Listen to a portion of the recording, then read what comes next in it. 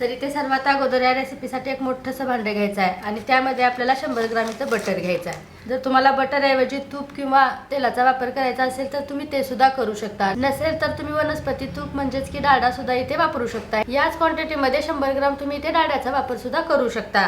आता या बटरला आपल्याला वितळवून नाही घ्यायचं आहे, असं चमच्याने याचे छोटे छोटे तुकडे करायचे आणि असं छोटे छोटे तुकडे केलं की असं चांगल्या प्रकारे हे मॅश होतं आणि मॅश करून आपल्याला एकदम असं गुळगुळीत करून घ्यायचं आहे बटरला। जर तुम्हाला फेटणीनं जमत असेल तर तुम्ही फेटणीनं सुद्धा करू शकता, मी चमच्याचा वापर करून इथे करते। तर इथे पाहू शकता मंडळी, चमच्याने मॅश करून मी असं बटरला चांगल्या प्रकारे गुळगुळीत करून घेतलेलं आहे। तुम्ही तूप किंवा डाळडा वापरत असाल त्याला सुद्धा असंच तुम्हाला गुळगुळीत करून घ्यायचं आहे। बटर आणि तूप सुद्धा तुम्हाला रूम टेम्परेचरच वापरायचं आहे, म्हणजेच की थंड वापरायचं आहे आणि त्याला वितळवून घ्यायची काहीच गरज नाही। आता इथे बटर चांगल्या प्रकारे गुळगुळीत झालेलं आहे, तर इथे आपल्याला गोडाचं प्रमाण वापरायचं आहे। त्यासाठी इथे मी 100 ग्रॅम साखर घेतलेली आहे, म्हणजेच की ही पिठी साखर वापरत आहे। आणि जर तुम्हाला इथे पिठी साखरेचा वापर करायचा नसेल, जर तुम्ही डायबिटीज लोकांसाठी बनवत असाल तर तुम्ही याच क्वांटिटीमध्ये गुळाची पावडर तुम्ही इथे वापरू शकता।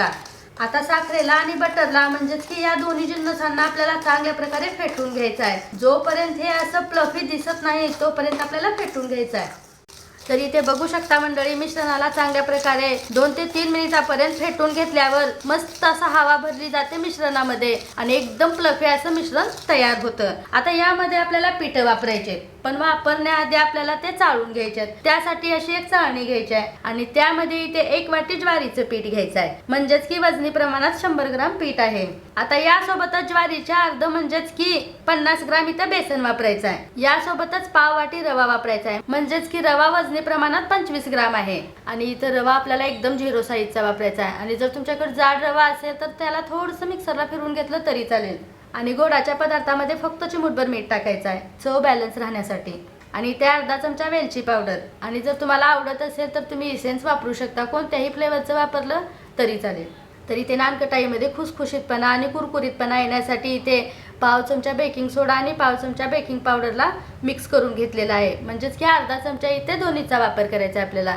आणि जर तुम्हाला बेकिंग सोडा आणि बेकिंग पावडर वापरायची नसेल तर तुम्ही इथे इनो फ्रूट सॉल्ट वापरू शकता। आता या सर्व जिन्नसांना आपल्याला चांगल्या प्रकारे चाळून घ्यायचं आहे। असं चाळून घेतल्यामुळे पिठं सुद्धा हलके फुल होतात आणि चांगल्या प्रकारे एकजीव सुद्धा होतात। तर इथे बघू शकता मंडळी, चाळून घेतल्यावर थोडासा हलकासा कोंडा इथं शिल्लक राहिलेला आहे। आता या चाळणीला आपल्याला बाजूला काढायचं आहे। तर आता या नानकटाईमध्ये मी ड्रायफ्रूट वापरत नाही, एकदम कमी खर्चामध्ये तुम्हाला ही नानकटाई बनवून दाखवत आहे। तर त्यासाठी मी इथे नारळाची पावडर घेतली आहे। सुक्या नारळाला जर तुम्ही किसून घेतलं तरी चालेल। ही फक्त 50 ग्रॅम इथं वापरायची आहे। तुम्हाला आवडत असेल तर तुम्ही इथे 100 ग्रॅम पावडरचा सुद्धा वापर करू शकता, नसेल तर भाजलेल्या शेंगदाण्याची अशी जाडसर कूट वापरलं तरी चालेल। आता या सर्व जिन्नसांना आपल्याला फेटणीनंच हलक्या हातानं दाब न देता असं एकजीव करून घ्यायचा ह्या पिठांना मिश्रणामध्ये। आणि एकदम असं घट्ट पीठ झालं असेल तर तुम्ही इथे 2 चमचे बटरला आणखीन फेटून वापरू शकता। आणि जर थोडंसं मिश्रण पातळ म्हणजेच की पीठ पातळ झालं असेल तर तुम्ही पिठाचा वापर करू शकता, म्हणजे अगदी ज्वारीचं पीठ वापरलं तरी चालेल। आता या सर्व जिन्नसांना आपल्याला हातानंच मळून घ्यायचं आहे। तर इथे पाहू शकता मंडळी, दाब न देता हलक्या हातानं मध्यम कन्सिस्टन्सीचा असा गोळा मी तयार केलेला आहे।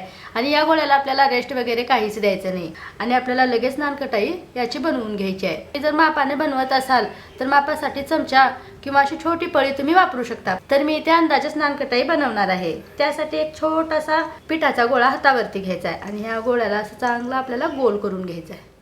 असं मस्त गोल आकार दिलं की याला हाताचा दाब घालून असं चपट करून घ्यायचं आहे। आता जर तुम्हाला यावरती पिस्ता किंवा बदामचे काप लावायचे असतील तर तुम्ही लावू शकता, पण मी इथं ते काहीच लावणार नाही। तर त्यासाठी मी इथं अशी कोकोनट पावडर म्हणजेच की नारळाची पावडर घेतली आहे आणि नारळाच्या पावडरमध्ये ही नानकटाई अशी कोट करून घ्यायचं आहे। दिसायलाही सुंदर दिसते आणि खायला पण अप्रतिम होते। अशाच पद्धतीने सर्व नानकटाई बनवून घेते आणि याला मी इडली पात्राच्या प्लेटमध्ये आपल्याला काढून घ्यायचे आहे। आणि प्लेटच्या प्रत्येक खाण्याला आपल्याला बटर किंवा तूप लावून घ्यायचं आहे, नसेल तर बटर पेपर लावायचा आहे। पण मी इथे बटर पेपर वापरलेली आहे, ती खालून अशी काळी पडणार नाही, त्यासाठी तुम्ही शक्यतो बटर पेपरचाच वापर करा इथे। आता याला आपल्याला पटापट बेक करून घ्यायचं आहे। तरी त्या अगोदर मी थोडीशी पूर्वतयारी करून घेतलेली आहे। इडली स्टीमरमध्ये खालच्या बाजूला मीठ टाकून चांगल्या प्रकारे प्रेहीट करून घेतलेले आहे। एक 2 ते 3 मिनिटापर्यंत प्रेहीट केलं तरी चालेल। आता आपल्याला एक एक करून हे असे दोन्ही पात्र ठेवून घ्यायचे आहेत आणि मी तुम्हाला सांगते इथे खालचे भांडे अजिबात आपल्याला वापरायचे नाहीत, कारण की खालच्या भांड्याला जास्त वाफ लागते आणि नानकटाई करपू शकते आणि ती खायला सुद्धा कडवट लागते. म्हणून मी इथे खालच्या भांड्याचा वापर अजिबात केलेला नाही. तुम्हाला सुद्धा खालच्या भांड्याचा वापर करायचा नाही. आता काय करायचं, आपल्याला झाकण लावायचं आहे आणि गॅसला एकदम स्लो ठेवून एक 20 मिनिटापर्यंत नानकटाईला बेक करून घ्यायचं आहे. तर आता बेकला ठेवून 20 मिनिट झालेले आहेत आणि झाकण काढायचं आहे आपल्याला. वाव, काय मस्त टम्म फुगले नानकटाई आणि असे बाजूने क्रॅक सुद्धा गेलेले आहेत.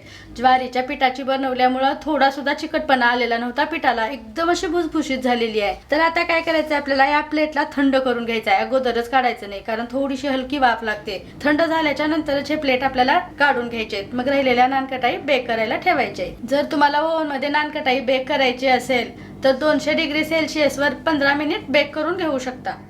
तर पाहू शकता मंडळी, जितकं तुम्हाला साहित्याचं प्रमाण दाखवलेले आहे त्या प्रमाणामध्ये 16 ते 20 नानकटाई सहज बनून तयार झालेली आहे. आणि डिमोल्ड करताना तुम्ही बघू शकता एकदम अलगद अशी निघालेली आहे, थोडी सुद्धा असा ब्राऊन रंग आलेला नाही. आणि जर तुम्ही बटर पेपर खालच्या बाजूला ठेवलं नसाल तर जास्त ब्राऊन कलर येणार आणि थोडीशी ती कडवट लागणार खायला. म्हणून तुम्ही बटर पेपरचा शक्यतो वापर करा. आणि बघू शकता काय मस्त असे क्रॅक पडलेले आहेत. जितकी दिसायला सुंदर दिसते तितकीच खाण्यासाठी अप्रतिम झालेली आहे.